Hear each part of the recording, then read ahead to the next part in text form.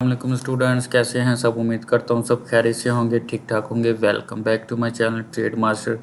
अच्छा जी, पिछली वीडियोस में मैंने आपको दो कंसेप्ट्स दिए थे जो कि सपोर्ट एंड रेजिस्टेंस के कंसेप्ट थे। अगर आपने वो कंसेप्ट्स देखे हैं तो यकीन करें आपको अब जो है ट्रेडिंग का मज़ा आ रहा होगा। ट्रेडिंग वाकई जो है वो सपोर्ट एंड रेजिस्टेंस बहुत ही ज़्यादा उसमें वो कंसेप्ट जो हैं वो मायने रखते हैं।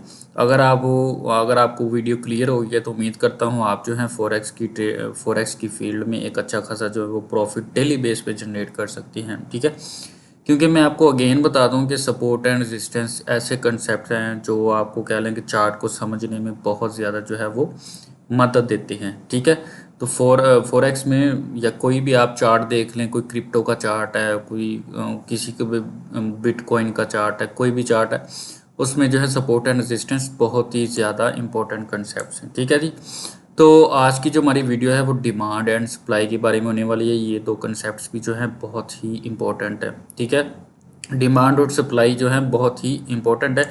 इस वीडियो को भी एंड तक देखिएगा। ये जो है वो ऐसे कह लें कि सपोर्ट एंड रेजिस्टेंस की तरह ही है। ठीक है, अच्छा जी, डिमांड और सप्लाई क्या होते हैं। डिमांड का तो आपको पता ही है कि जब किसी चीज़ की जो डिमांड बढ़ जाती है।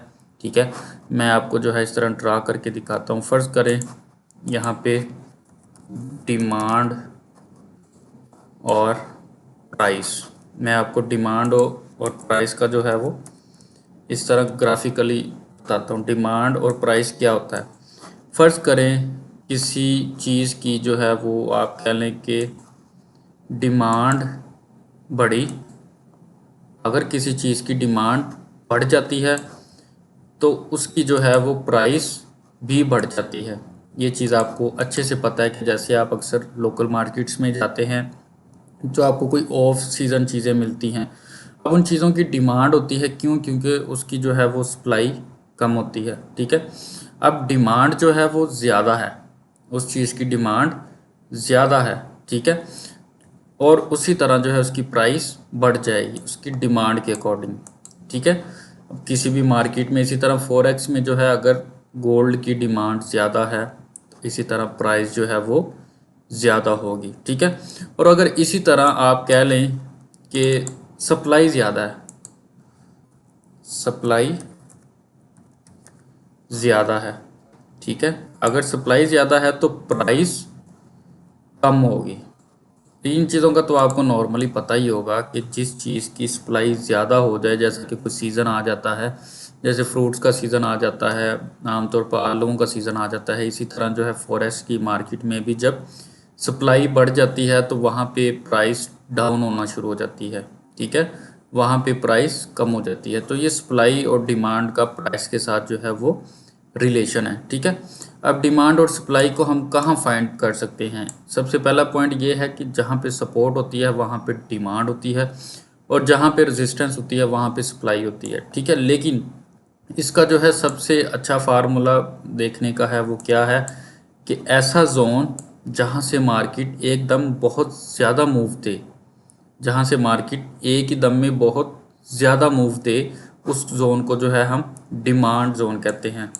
अपवर्ड की तरफ कह रहा हूँ, बाय की तरफ ज़्यादा मूव दे। जैसा कि आप ये देखें, यहाँ से मार्केट बहुत ज़्यादा उठ गई है, एक ही दम में मार्केट बहुत ज़्यादा उठी है, वापस भी नहीं आई, तो इस जोन को हम डिमांड जोन कहेंगे। इस जोन को हम डिमांड जोन कहेंगे। ठीक है, इसका काम भी जो है एज अ सपोर्ट की तरह ही होगा। ठीक है, यहाँ पे जब मार्केट आएगी तो वापस जो है ऊपर लाजमी जाएगी, इसको जो है हम डिमांड जोन कहते हैं। ठीक है, इसी तरह सप्लाई जोन।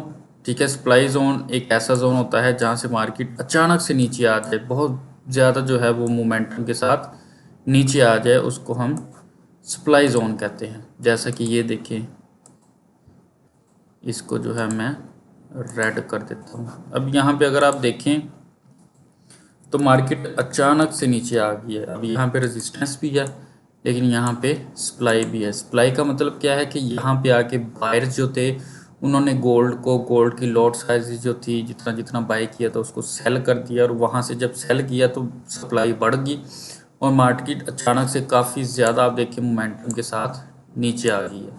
ठीक है, सप्लाई और डिमांड बिल्कुल सपोर्ट एंड रेजिस्टेंस की तरह होते हैं, इनको आप जो है मार्क कर सकते हैं, ठीक है।